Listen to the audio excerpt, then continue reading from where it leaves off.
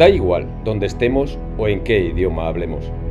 A cada minuto y en cada rincón del mundo reímos, lloramos, amamos. Proyectos, ilusiones y desengaños forman parte de nosotros, de nuestra vida. Algunos días levantamos castillos, otros derrumbamos torres. Todos, absolutamente todos, tenemos algo en que creer, en que soñar. Todos, absolutamente todos, creemos saber quiénes somos. Pero ¿qué pasaría si, de repente, todo fuese una auténtica mentira?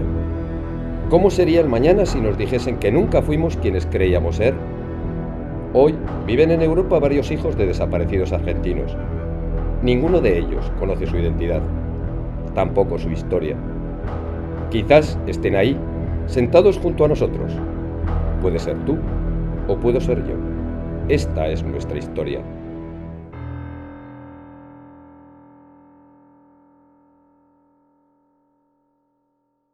Comunicado número 1 de la Junta de Comandantes Generales. Se comunica a la población que a partir de la fecha el país se encuentra bajo el control operacional de la Junta de Comandantes Generales de las Fuerzas Armadas. 24 de marzo de 1976. Amparadas por sectores empresariales y bendecidas por la Iglesia Católica, las Fuerzas Armadas argentinas derrocan a la inestable democracia. Ese mismo día, instalaron un régimen de horror que se cobraría tantas vidas como sueños. Para miles de almas, la pesadilla acababa de comenzar.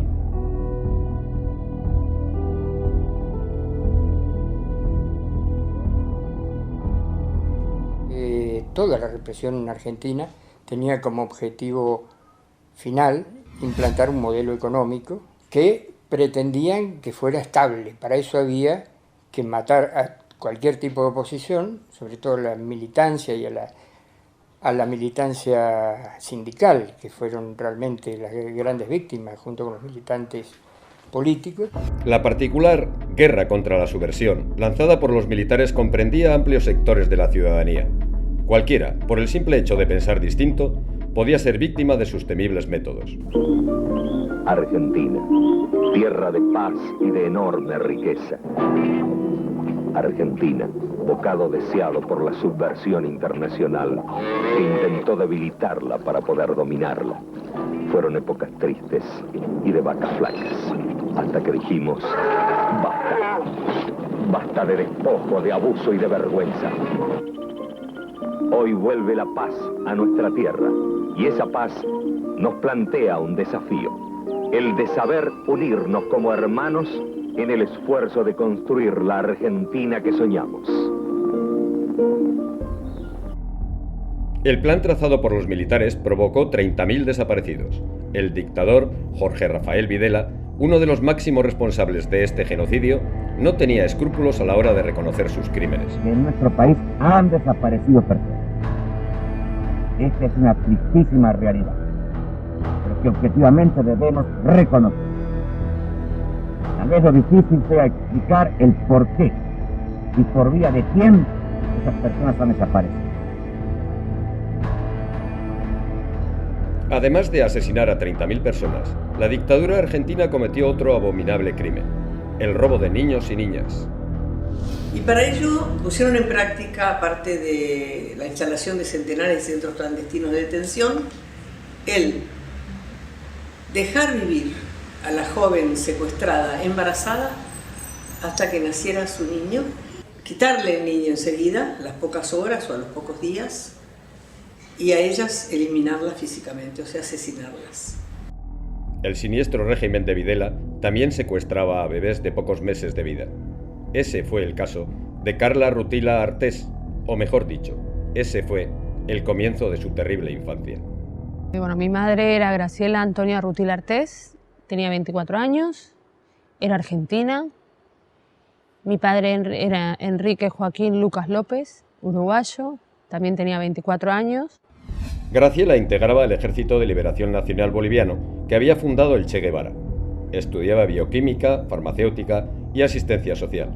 Enrique era militante del MLN Tupamaros de Uruguay y quería ser médico. Ambos formaban parte de la Junta Coordinadora Revolucionaria, un grupo compuesto por varias organizaciones armadas sudamericanas. Esta militancia les llevó a Perú, donde el 28 de junio de 1975 nació Carla. Casi 4 meses después se desplazaron a Bolivia. Sin saberlo, estaban pisando el último lugar del mundo en el que estarían juntos. Parece que ya cuando ingresan ellos a Bolivia, ya estaban siendo perseguidos. O sea, ya había comenzado la caza de brujas de todos los de la Junta de Coordinación Revolucionaria. Poco después de llegar a Bolivia, Graciela marchó junto a Carla hacia la localidad de Oruro, mientras que Enrique se quedó en Cochabamba. Sus destinos ya estaban marcados. Y en Oruro, el 2 de abril del 76, a primera hora de la mañana, hay un operativo, no es espectacular, pero lo suficientemente grande como para detener a mi mamá y detenerme, o sea, a mí con ella, porque yo tenía 9 meses en esos momentos.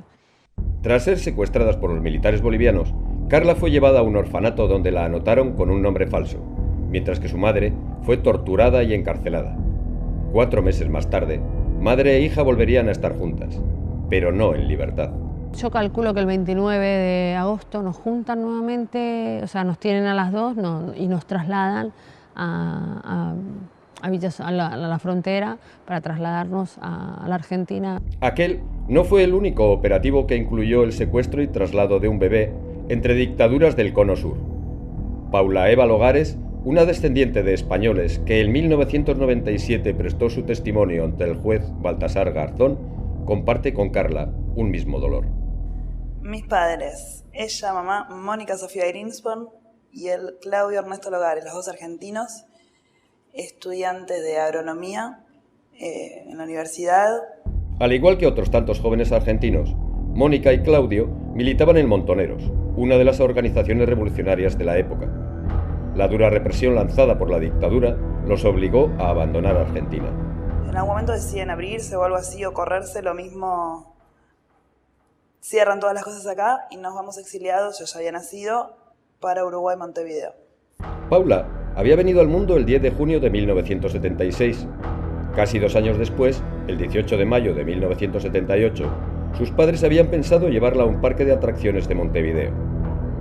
Uruguay también estaba bajo una dictadura, por lo que no dudó en colaborar con los verdugos argentinos. Se sabe sí que era un día feriado, el 18 de mayo de 1978.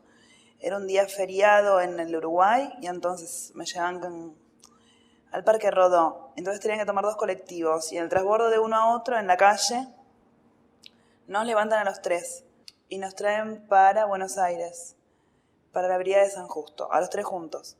Carla y Paula ya estaban en manos de los militares argentinos.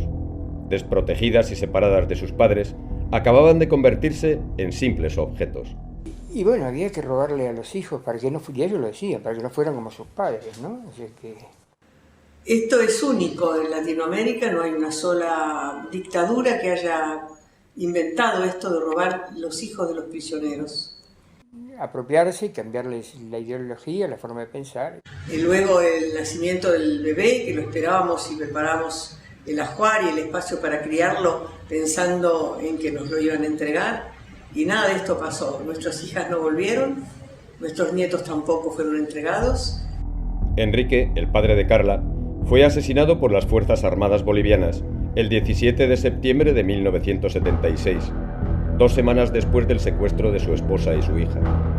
Mientras, Graciela y Carla eran trasladadas a Automotores Orletti, un antiguo taller mecánico que funcionaba como centro de torturas de la dictadura. Guillermo Friele, fiscal en el juicio que 3 décadas después se celebraría contra los jefes de Orletti, ha logrado determinar cómo funcionaba aquel reino de la muerte. Automotores Orletti iba a ser el reservorio de todos los secuestrados que llevaban adelante el Plan Cóndor. El Plan Cóndor fue la coordinación represiva de todos los países de Latinoamérica, en donde si se secuestraba a algún opositor político de alguno de los países limítrofes, se lo iba a secuestrar, se lo iba a torturar para sacar información y en todo caso se iba a disponer finalmente de ellos. La disposición final podía ser el homicidio, la desaparición o el regreso de esa persona al país de origen. En 1976 Se calcula que por Orletti pasaron cientos de personas. Uno de los sobrevivientes, José Luis Bertazo, estuvo refugiado varios años en la localidad vasca de Santurtzi. Tras un largo silencio, José Luis aceptó contarnos sus recuerdos del infierno. Éramos sometidos prácticamente todos a las mismas sesiones, que consistían fundamentalmente en lo que se conoce como submarino, que es la inmersión de la persona en el agua hasta que no puede sostener la respiración y traga agua.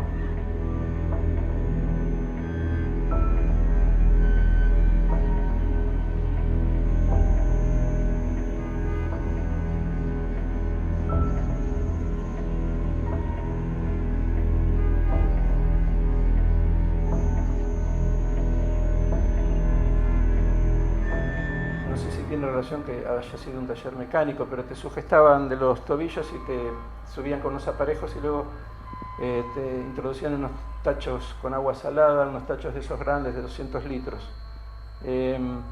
Después te colgaban con las manos esposadas a la espalda, te subían con esos aparejos hasta unos 10 centímetros del suelo y la tortura era fundamentalmente la descarga de corriente eléctrica, ¿no? Lo que en Argentina conocemos como picana, ¿no? A pesar de haber estado allí con apenas un año, Carla aún recuerda aquel sitio, y así lo comprobaron algunos sobrevivientes. Aquella terrible experiencia la marcó para siempre.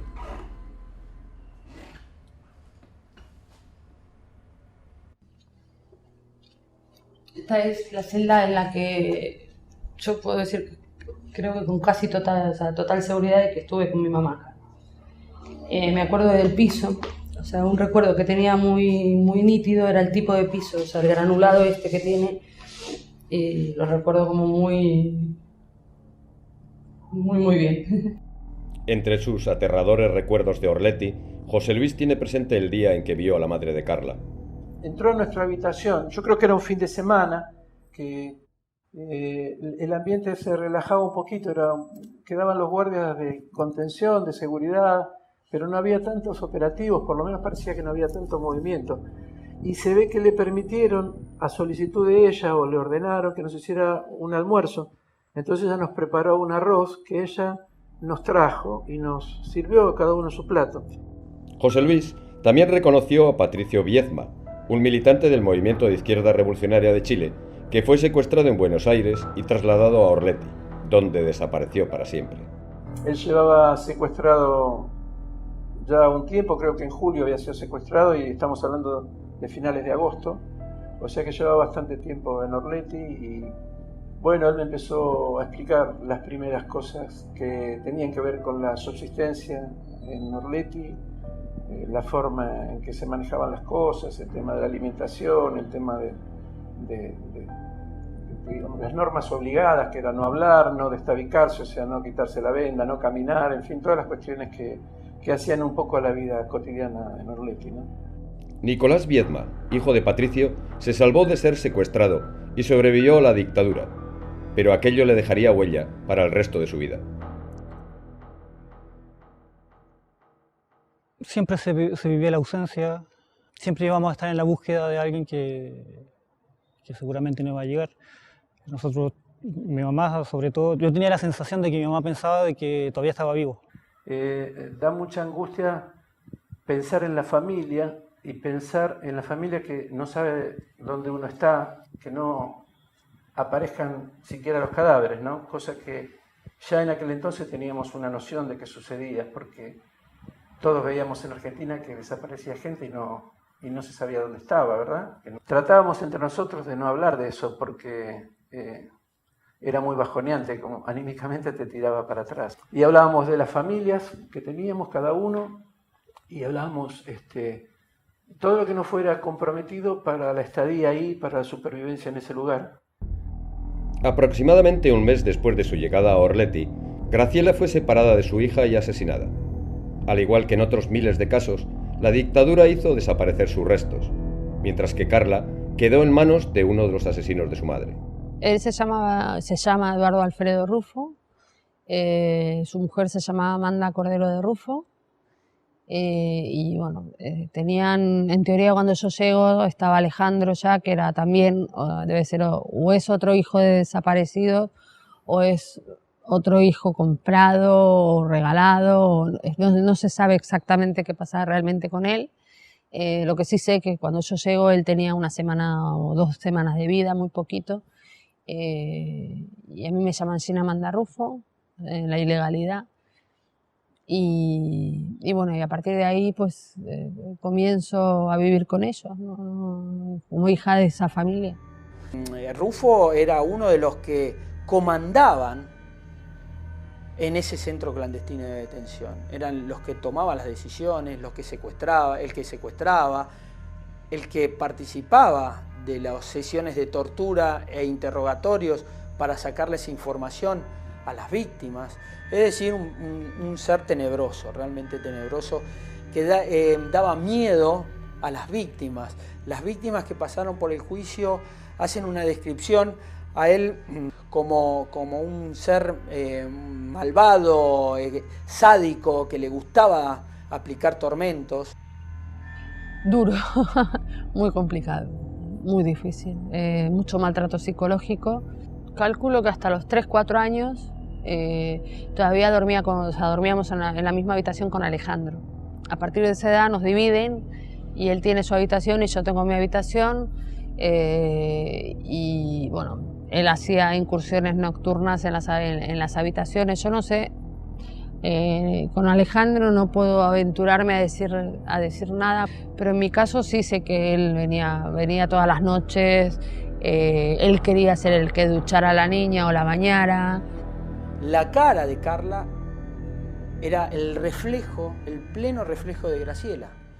Y esto seguramente en este represor debía funcionar de tal manera que seguía pensando que estaba torturando a Graciela. O sea, una transferencia psicológica, y en realidad a quien estaba torturando era Carla. No era ya solo el maltrato de darte con una mano, sino el hecho de agarrar un cinturón y cagarte haciendo un cinturonazo limpio, o agarrarte con el palo de una escoba, agarrarte con lo primero que agarrara y tirarte con ello, tirarte por las escaleras. Paula también fue apropiada por un agente de la dictadura. En este caso, se trataba del subcomisario Rubén Navallén, quien operaba en la misma comisaría donde fueron llevados sus padres.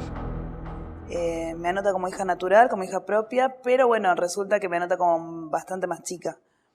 Entonces, bueno, en la escuela, escolarizada, yo estaba como que había perdido unos años. Empecé más tarde, siempre, o sea.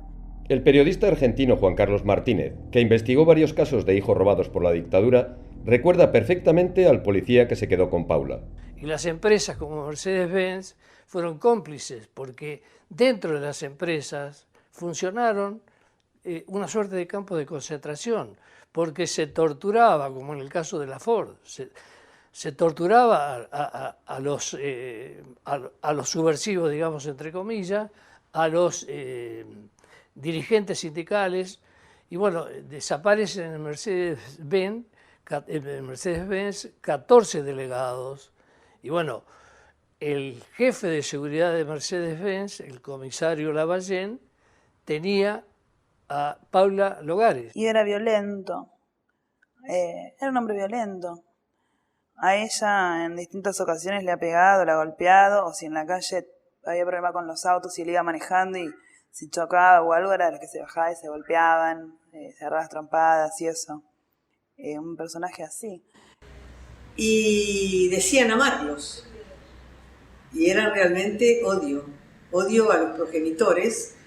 Están quienes supuestamente quisieron cambiarnos la supuesta ideología con la que nosotros ya íbamos a tener o la que veníamos teniendo, mamando, digamos, tratando de impartir nosotros y entender otra lógica de otra manera, en algunos casos, y en otros también estaba la parte violenta que también se bajaba para nosotros. O sea, hay chicas que sufrieron malos tratos por parte de los supuestos padres y todo esto, o sea, botín de guerra, ya sea por enderezarlos, que supuestamente estaba corrido, ya sea por descargar algo de odio y de ira, o por trofeo y con amor y cariño ilustrarlo, qué sé yo, hay distintas maneras de entenderlo.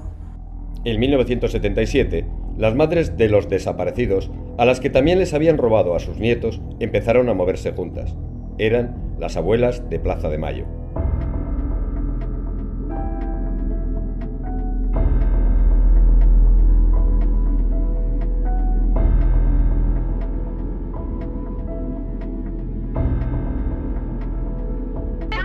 Saber dónde están nuestros hijos, vivos o muertos. Angustia porque no sabemos si están enfermos, si tienen frío, si tienen hambre. No sabemos nada. Y desesperación, Señor, porque ya no sabemos a quién recurrir.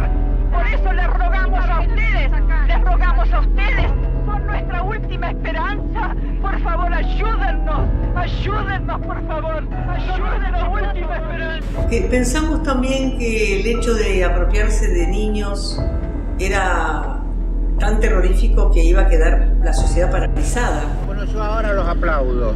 ¿A quiénes? Bueno, a los que están. Sea Videla, sea Lambrusquini, Perdóneme, señor. Hemos terminado la conversación. Sí soy. No, es que ustedes quieren que volvamos a hacer. No, es que usted quiere el revanchismo. No, señor. Entonces la insolidaridad, la indiferencia al mirar para otro lado y el miedo nos costó muchos años vencerlo a las abuelas. Matilde Artés, Sacha, fue una de las abuelas que luchó contra viento y marea para encontrar a Carlita, su nieta, que día a día soportaba los vejámenes de Rufo. Antes de que a mí me apropien, mi abuela ya se había enterado de lo que había pasado con nosotras dos el 2 de abril del 76, porque mi papá le había escrito una carta, ella vivía en Cuba. Todo le pone, no hemos perdido a los que más queríamos porque no sabemos dónde están, ¿no? Tras recibir aquel mensaje, Sacha viajó a España para continuar su búsqueda desde allí.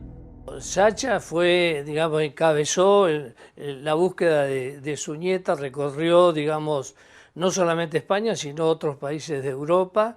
No como asociación o como grupo de mujeres, sino como única persona que llega a la Nunciatura del Vaticano, y la sientan y el nuncio del Vaticano le pregunta cómo hizo para que le lleguen denuncias de nuestro caso de los 5 continentes. En su incansable búsqueda, Sacha también se paró delante de las cámaras para enseñar la foto de su nieta. Sin que ella se lo imaginara, al otro lado de la pantalla estaban Rufo y la pequeña Carla. Estábamos viendo la televisión y de repente aparece ella con el pañuelo y con la foto de mi mamá, que ponía Graciela 24 años desaparecida, y la foto de Carlita 9 meses desaparecida. Entonces yo me reconozco. Y me acuerdo que le pregunté a Rufo que qué hacía esa mujer con mi foto, ¿no? Y bueno, recibí una soberana paliza por la pregunta un poco impertinente, y la contestación fue es una vieja bruja que te está buscando para sacarte la sangre. La niña está en manos de un matrimonio hoy en día prófugo y desde hace casi 2 años. Este señor es Eduardo Alfredo Rufo. Elsa Pavón, abuela de Paula, fue otra de las mujeres que movió cielo y tierra para recuperar a su nieta. Bueno, el primer día hábil de la democracia, mi abuela presenta la denuncia con abuelas de Plaza de Mayo que ya me venían buscando y viendo. Por medio de denuncias que llegaron de distintos lugares, gente que acercaba fotos a abuelas. A la asociación Abuelas de Plaza de Mayo llegaban fotos de distintas maneras, de distintos chicos. Y mías habían llegado de distintos lugares también. Carla y Paula, 2 víctimas del terrorismo de Estado, estaban cada vez más cerca de la verdad. Sin embargo, otros niños robados se alejaban cada vez más. La que hizo todo el movimiento de búsqueda en España fue Sacha. Pero claro, si no hay voluntad política de parte del Estado español o del Poder Judicial español, es difícil. Pero hay datos concretos sobre la presencia de algunos chicos en España. Las sospechas de las abuelas también llegaban a Italia. Según un documento de la Embajada de Estados Unidos en Roma, en noviembre de 1982, la prensa italiana ya advertía sobre hijos de desaparecidos que habían sido ilegalmente adoptados, tanto en Argentina como en el exterior. Mientras en Europa crecían las dudas sobre los niños argentinos que vivían allí, en Buenos Aires había una abuela a punto de encontrarse con su nieta. El 24 de agosto de 1985, en la madrugada aproximadamente, hay un operativo policial y militar muy grande en la quinta donde nosotros estábamos viviendo, en el talar de Pacheco. Ese día, Eduardo Alfredo Rufo fue detenido por la apropiación de Carla. El torturador de Orletti llevaba varios meses huyendo de un lado a otro, tratando de evitar que Carla fuese libre, pero no lo logró. Luego de varios años de lucha, Sacha recibió por fin la noticia tantas veces soñada. Habían encontrado a Carla, que ya estaba a salvo en un juzgado. Aquel mismo día, un juez se encargó de contarle la verdad a la niña. Entonces él es el que me dice que no, o sea, no me llamo Gina sino Carla, que mis padres no son los que dicen ser, sino que están desaparecidos. En aquel momento no dijeron nada de mi padre porque, bueno, tampoco era muy conveniente, ¿no?, de decirme que mi padre estaba asesinado. Y bueno, que había una abuela que me estaba buscando hacía 9 años, que me quería mucho y que sí la quería conocer. Y bueno, yo dije que sí. Paula también conoció la verdad en el despacho de un juzgado. El reencuentro con su abuela se había producido unos meses antes, el 13 de diciembre de 1984. Para entonces, Paula ya había pasado por el análisis de sangre que determinó que era hija del matrimonio desaparecido. Y bueno, me llevan al tribunal, al Palacio de Justicia, y bueno, de a poco es como que me voy quedando, por ejemplo, con uno de los camaristas, y él me dice todo, me dice que mi abuela me estaba buscando y qué sé yo, y entra mi abuela y ahí es cuando me vuelvo a encontrar con ella. Al igual que la abuela de Paula, Sacha también cumplía el sueño de abrazar a su nieta. Y cuando ella ya nos presentan y se acerca más, y ella dice, sí, Carlita, hace 9 años, soy tu abuela y hace 9 años que te estoy buscando, mi vida, por todo el mundo. Y abre los brazos, o sea... Entonces, cuando ella me rodea con los brazos, yo creo que en ese abrazo yo restituí, aparte de mi nombre en esos momentos y mi historia, todo el amor que me habían robado durante años y que mi abuela, pues, durante 9 años fue guardando y guardando y guardando, ¿no? Estamos muy bien, dándonos mucho amor, ¿no es cierto? Pasamos automáticamente a irnos a vivir juntas, o sea, salimos de la mano del juzgado, fue una restitución en ese momento. Paula y Carla venían marcadas por una misma historia de vida, por lo que no fue difícil que se hicieran amigas. Éramos nenas, 8 y 9 años. Y bueno, y con Carla jugábamos en la oficina porque estábamos seguidos y estaban nuestras abuelas trabajando. Mi abuela con un par de abogadas y la abuela de ella con otros abogados. Pero claro, mientras estaban cada una reunidas charlando y haciendo, nosotras estábamos ahí jugando en una oficina. Fueron momentos importantes en la vida de cada una y eso las dos lo sabemos. Entonces es como que se generó un vínculo muy fuerte. Las cosas se complicaron en junio de 1987, cuando el gobierno del presidente Alfonsín perdonó a los verdugos de la dictadura y los dejó libres. Entre ellos estaba Rufo. Cuando se produce esa atrocidad, digamos, jurídica, Sacha ya tenía pensada la fuga argentina y eso reafirmó más su convencimiento de que en la Argentina corría peligro de que su nieta pudiera volver a las manos de Rufo.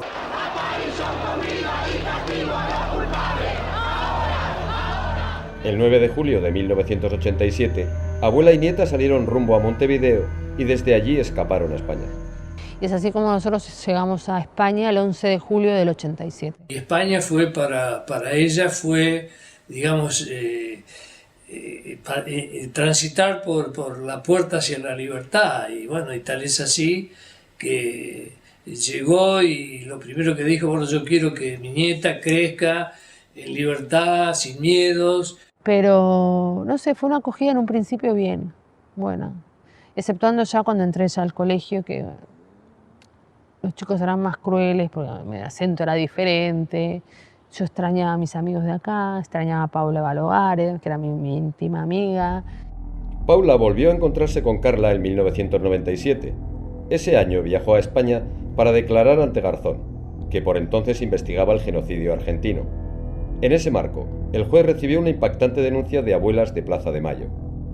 Le llevamos la nómina de por lo menos 12 denuncias de que estarían allí algunos de nuestros nietos en España. El juez tomó todo esto, trató de investigar, por supuesto no era fácil, porque primero que tenían otro nombre, no sabíamos realmente dónde vivían, se mudaban, en fin, él hizo todo lo posible y esto está registrado. De hecho, yo creo que va a haber, en España va a haber más de los que pensamos, porque los militares y los civiles y militares y agentes de servicio de inteligencia del Estado, que eran más inteligentes, o por decirlo de alguna forma, más cultos, creemos que se fueron para España. Si estaban tan lejos, ¿cómo hacíamos para encontrarlos? ¿Qué medios de comunicación podíamos tener o de incentivación a aquellos que tenían dudas? Entonces nacen este apéndice de la Argentina en Europa, sobre todo en Madrid. Ahí nace la primera oficina de la Red Europea por la Identidad. Desde la capital española, las psicólogas argentinas Lila Parrondo y Marta Bello son las encargadas de coordinar la búsqueda a este lado del continente. Se habla de un número cercano a 30 que podría haber, aquellos 12 más otros. Y el flujo tiene que ver con los chicos que llegaron en aquel primer momento, nada más nacer y nada más ser apropiados, que vinieron a vivir aquí con las familias apropiadoras, evitando toda posibilidad de contacto con la colonia argentina, ¿no? Es decir, criados como niños españoles sin pasado. Pero luego, la oleada de inmigración argentina del año 2001, del Corralito, ha traído a una serie de chicos y chicas que emigraron por cuestiones económicas, básicamente. La organización Hijos Madrid, formada por familiares de desaparecidos y exiliados argentinos, también participa en esta búsqueda. Lo hace a través de la Comisión de Hermanos. Se crea porque uno de los objetivos fundamentales de Hijos es la búsqueda de nuestros hermanos apropiados, ¿no? De los niños que fueron y los bebés que fueron apropiados durante la dictadura. Las consultas de quienes tienen dudas sobre sus orígenes también se canalizan a través de la Embajada Argentina en España. La dificultad que puede haber con quienes tienen la duda es que no están inmersos en la problemática que Argentina sí es cotidiana y está permanentemente, es pública, y aquí puede tal vez tener un poco adormecida esa inquietud. Pero por mínima que sea, nosotros tratamos de alentar a todos que tengan la menor duda, que se presente para poder investigar sus orígenes. La pregunta clave, tanto en Europa como en Argentina, es siempre la misma. ¿Quiénes deben dudar sobre su identidad? Pues la fecha de nacimiento, entre el 75 y el 82. Porque sus padres apropiadores o sus padres adoptivos hayan tenido alguna relación, ¿no?, con la dictadura. No tener rasgos físicos en similitud con la familia que lo ha criado. Tengan alguna noción o alguna idea de que puedan ser no hijos biológicos, sino adoptados, ¿no? Que no haya fotos de sus padres, de su madre cuando estaba embarazada. Muchos de los chicos lo que dicen es: yo no me sentía parte, mis intereses no eran los mismos que esta gente, mis inquietudes no eran las mismas que esta gente. Es decir, siempre he notado que algo raro había, aunque nunca me han contado qué, ¿no? Claro, a veces familias civiles, ¿no?, que en adopciones, bueno, medianamente legales, también han ocultado los datos y claro, esto a la larga también sale, ¿no? Quiero decir, los chicos empiezan a descubrir que las cosas chirrían, que no se sienten parte de esta familia en la que se han criado, y ahí es donde puede aparecer la duda. Las primeras comparaciones de ADN en España no han dado resultados positivos, lo cual no significa que deban eliminarse las dudas. El contraste de la muestra con los datos que hay en el banco se hace cada 6 meses y a lo mejor no están registrados los datos de la familia de origen. No, porque hay muchos desaparecidos, 30.000 desaparecidos, y no hay 30.000 ADNs para poder confrontar, ¿no? Y en este momento es un falso negativo, por decirlo así, ¿no? Que a lo mejor dentro de un tiempo, cuando la familia de origen de este chico o de esta chica se animen a dejar su muestra, pudiera ser que se terminara de reconstruir la historia. La búsqueda de los hijos robados por la dictadura argentina abarca varios países de Europa, algo que añade un punto más de dificultad. Ahora lo tenemos en Italia y pensamos inaugurarla en Francia también y quizá más adelante en Alemania, en países donde hay sospechas de que pueden estar algunos de nuestros nietos. Italia, Francia, España por lo menos son puntos muy comunes por toda nuestra historia migratoria, ¿no? En la nueva Argentina que aún espera a esos hijos robados, los asesinos ya no viven impunes, mientras que las víctimas conocen por fin el significado de la justicia. Es el caso de Carla, que tuvo que esperar hasta los 35 años para volver a Argentina y declarar contra los asesinos de su madre.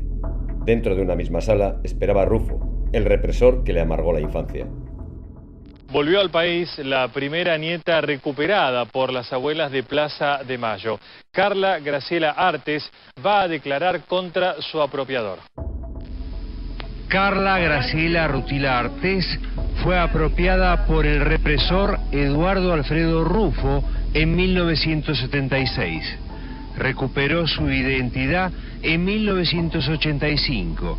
Ahí emigró a España y hoy, por primera vez, regresa a la Argentina. Indudablemente porque no se había creado un marco de justicia real, no había habido el tema de las aperturas de casos como Orletti y no había seguridad para que yo pudiera regresar. Para mí era una necesidad porque sabía que iba a estar enfrente de Rufo, lo tenía clarísimo.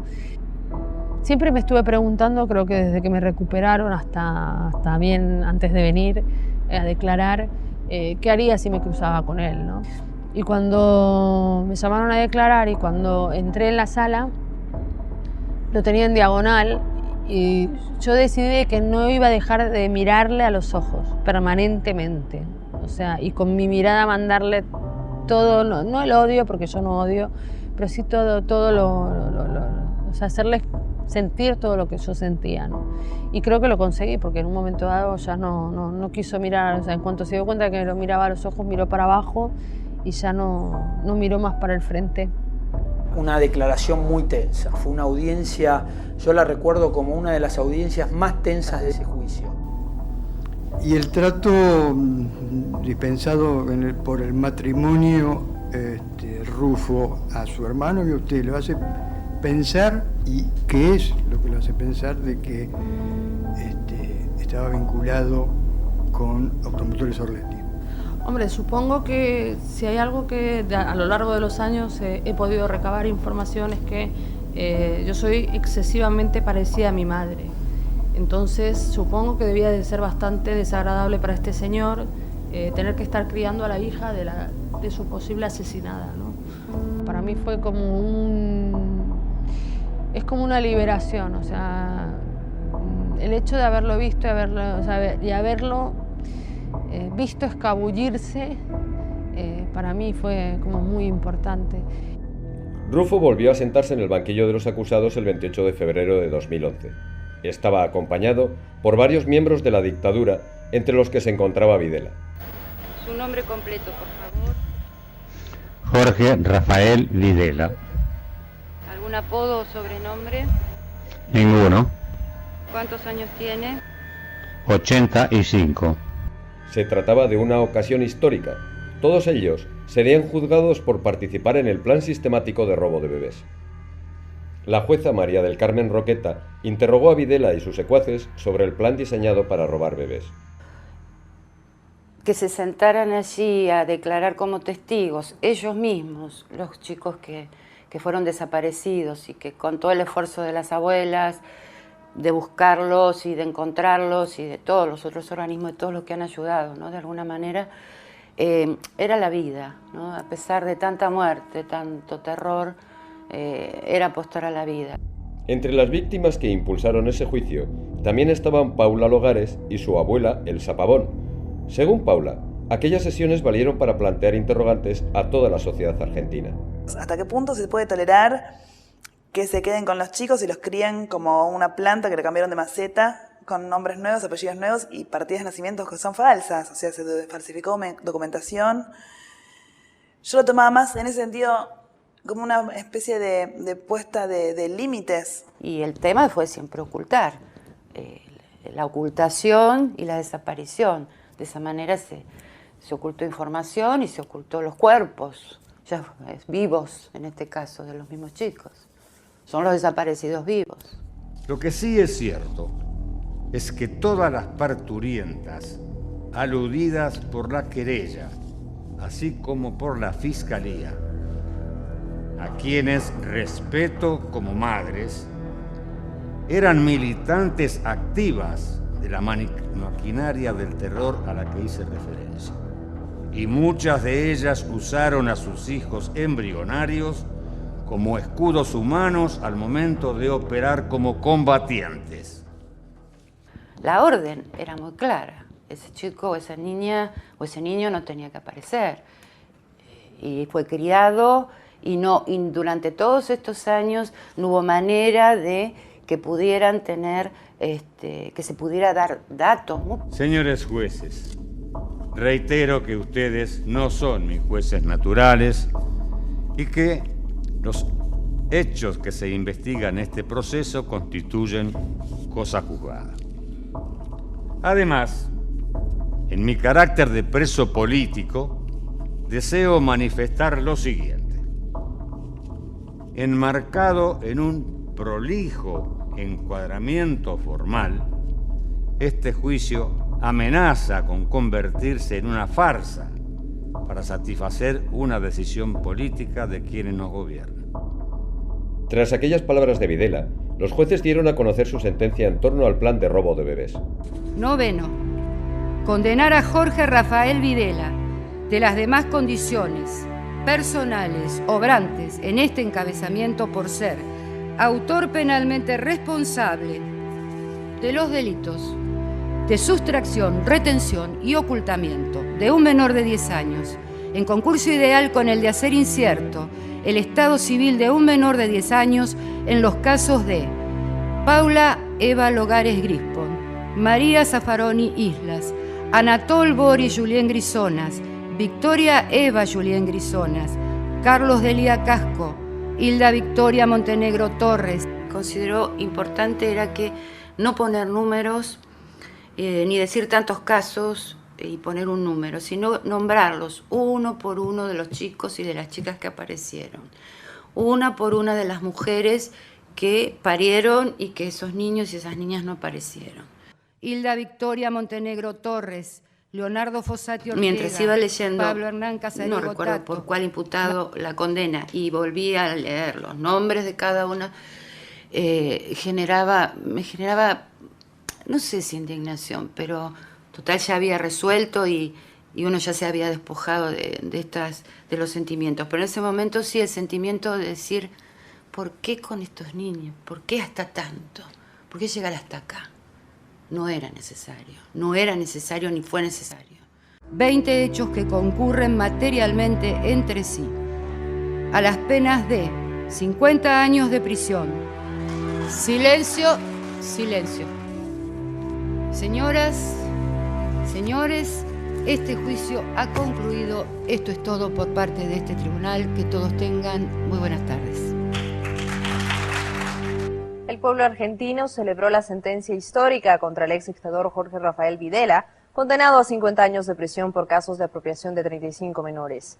Este jueves el veredicto se transmitió en vivo mediante una pantalla gigante instalada en las afueras del tribunal en la ciudad de Buenos Aires. Esta es la justicia, llegó, recordemos que empezamos en el 96 y en ese momento no sabíamos si íbamos a llegar o no a este momento y podemos vivirlo. Y creo que es sanador para toda la sociedad.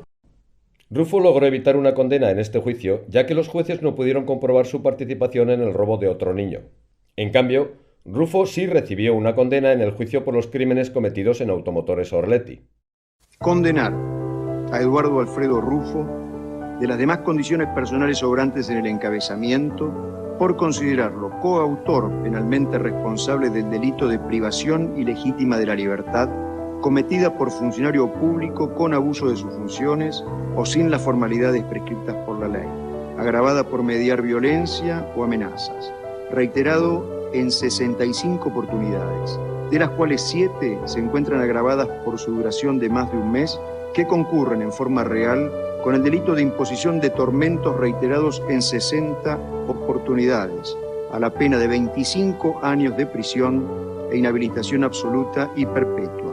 Creo de fundamental importancia destacar que esto es una reivindicación para todos aquellos que padecieron el terrorismo de Estado. Me hubiera gustado que fuera más completo, pero es una situación que no es muy común internacionalmente, por desgracia, de manera que estoy satisfecho y contento que se estén desarrollando de esta manera, que es una reivindicación para los familiares y para la memoria de todos los muertos y desaparecidos en aquellos años tan trágicos, ¿no?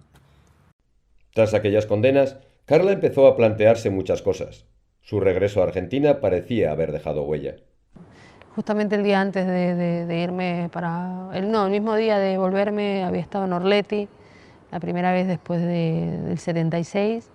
Entonces se había removido muchas cosas. Y cuando me iba de Orleti, o sea, cuando ya había traspasado el portón metálico, estaba cruzando las vías del tren, porque Orleti está justo enfrente de las vías del tren. Cuando estaba cruzando las vías del tren, es como que sentía que había algo que me llamaba en Orleti y sentía como que mi mamá me estaba llamando, ¿no? Entonces fue como sentir que la volví a dejar ahí. O sea, y creo que a partir de ahí es cuando empecé a pensarme la idea de venir a vivir. Carla decidió instalarse en Buenos Aires junto a sus 3 hijos. Una vez afincada definitivamente en Argentina, conoció a otras víctimas de Orleti, entre las que se encontraban el sobreviviente José Luis Bertazo y Nicolás Viedma, el hijo de Patricio. La vida aún le deparaba una sorpresa. No, Nicolás lo conocí porque hicieron una visita a Orleti, unos chicos de secundaria, y Ricardo Poggio, que es el que se encarga de dar las visitas, de detallar y contar la historia de Orleti, había llamado a José Luis Bertazo, lo habían llamado a Nicolás y a mí por otro lado. Y en el momento que llegué a Orleti estaba el testigo, estaba José Luis con Carla, que en un comienzo yo pensé que era una psicóloga de una institución que se llama Centro Ulloa, que apoya a los testigos y a los sobrevivientes. Y cuando me enteré que era Carla fue... Y ahí nos conocimos y quedamos contactados, pero... Estuvimos mucho tiempo comunicándonos por Facebook solamente, hasta que un día me dice, ¿por qué no te vienes a tomar mate a casa? Y dije, voy ahora mismo. Él es chef de comida mediterránea, soy chef repostera, entonces es como que empezamos a tener mucha afinidad. Nos pusimos a mandarnos mensajitos por el celular. Y en uno Carla me dice, ¿habrá algo que nos ha hecho Tilín? Y le dije, a mí me hizo todo Tilín cuando te conozco. Y íbamos a armar un catering solidario, entonces como lo íbamos a armar nosotros, que empezamos a quedar, le dije, bueno, vente a casa y si te tenés que quedar a dormir, quédate en casa porque tenemos que preparar el catering. Y bueno, era quedarnos noches enteras hablando, tomando mate. Yo creo que esa noche dormí 5 minutos y me desperté con Carla bajando las escaleras y me fue a dar un beso. Fue la mejor despertada que tuve en mi vida.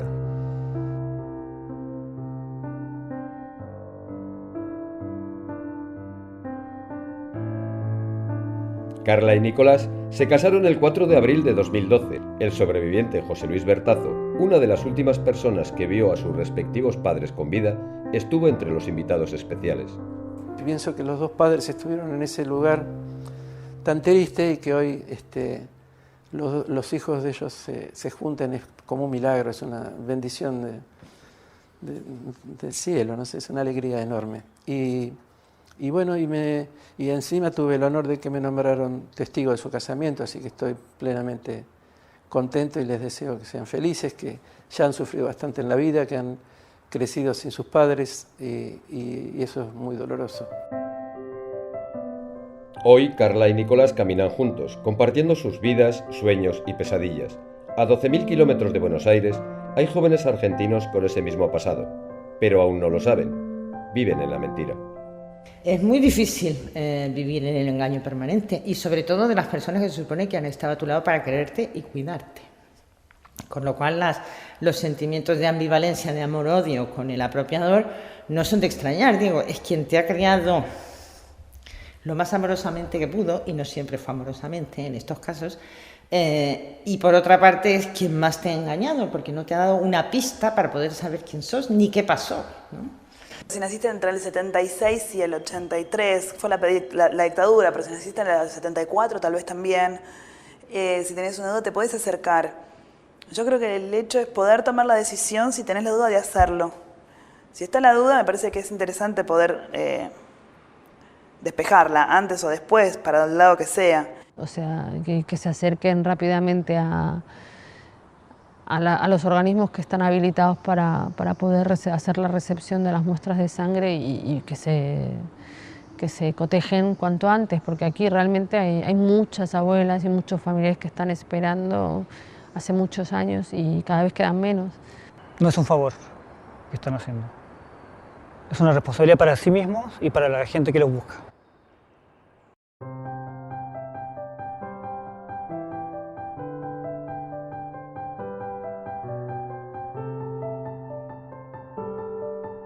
A finales de 2012, las incansables abuelas de Plaza de Mayo ya habían encontrado a 107 nietos.